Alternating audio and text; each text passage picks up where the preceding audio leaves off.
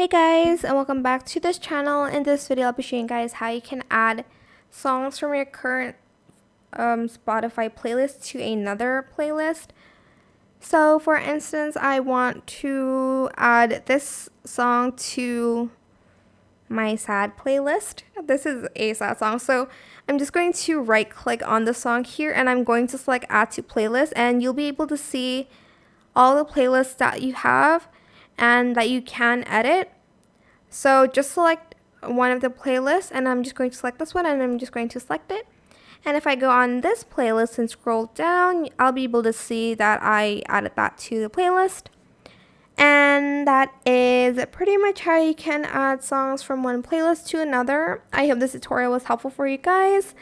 Don't forget to like, comment, share, and also subscribe to this channel if you haven't done that already. If you have any more questions about this video, just leave it in the comment section down below. I will try my best to answer them all for you guys. If you found this video helpful, please click the thanks button as well. Thank you so much for watching. Bye!